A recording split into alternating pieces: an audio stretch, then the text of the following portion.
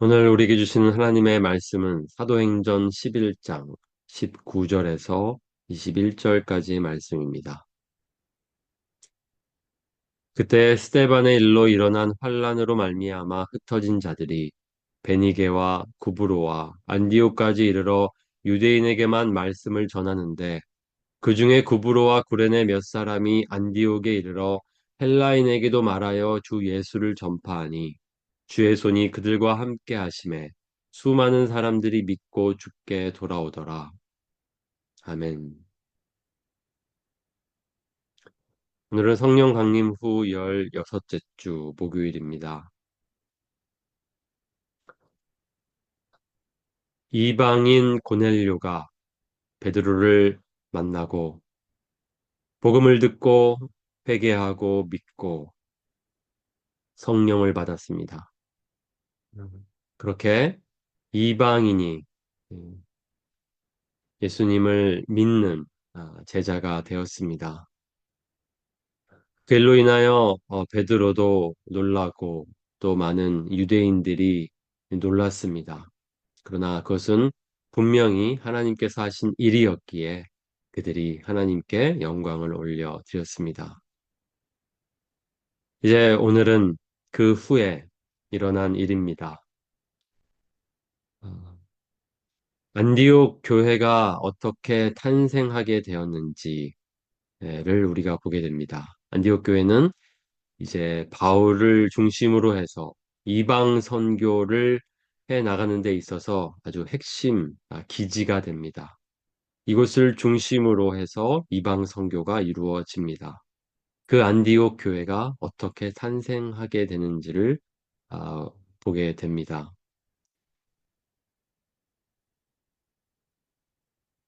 이 말씀은 우리가 사도행전 8장 4절로 돌아갈 필요가 있습니다. 그 말씀을 이어서 가고 있다라고 보면 됩니다. 스데반의 순교가 있었습니다.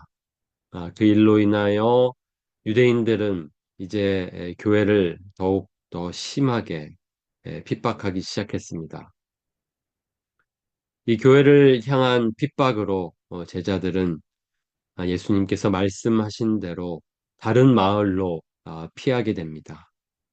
그리고 흩어진 자들이 두루 다니며 복음의 말씀을 전합니다. 그리고 그 흩어진 자들이 오늘 안디옥에까지 이르게 됩니다. 베니게와 구브로와 안디옥까지 이르러 처음에는 유대인에게만 복음을 전했습니다. 그러나 구브로와 구레네 몇 사람이 안디옥에 이르러 헬라인에게도 말하여 그러니까 처음에는 유대인에게만 복음이 전해지다가 헬라인에게도 이방인에게도 복음이 전해지고 그리고 그들이 이제 믿게 됩니다. 안디옥이라는 곳이 이제 앞으로 중요한 도시, 이 안디옥 교회는 아, 중요한 교회가 될 텐데요. 이 안디옥이라는 곳이 어떤 도시인지를 보니까요. 로마가 당시에 다스리던 도시 중에 세 번째로 큰 도시라고 합니다. 그리고 로마가 이 수리아라는 큰 지역을 다스릴 때에 행정적으로 중심이 됐던 행정을 담당했던 도시였다고 합니다.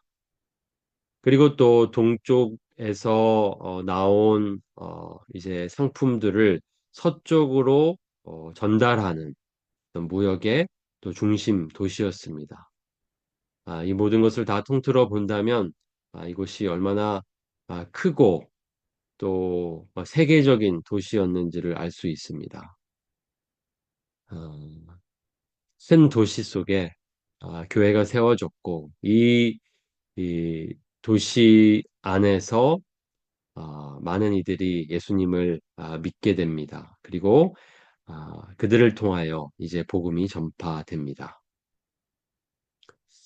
오늘은 이 안디옥에 교회가 세워지는 과정 속에 누가 안디옥에 복음을 전했는지 또 누가 안디옥에 교회를 세웠는지를 우리가 기억하면 좋겠습니다.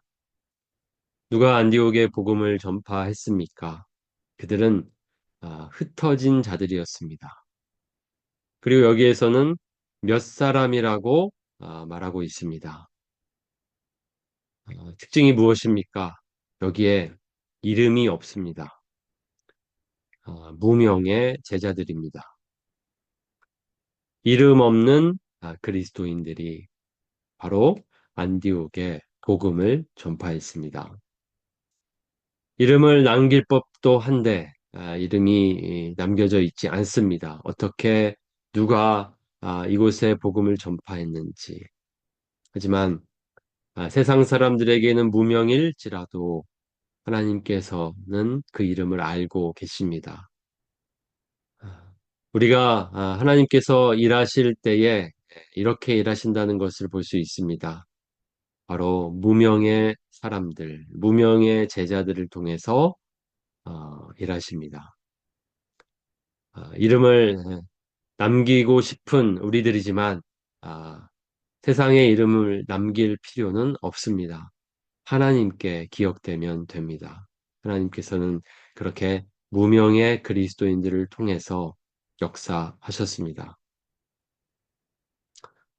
누가 안디옥 교회를 세웠습니까? 여기 21절에 주의 손이 그들과 함께 하시네라고 되어 있습니다.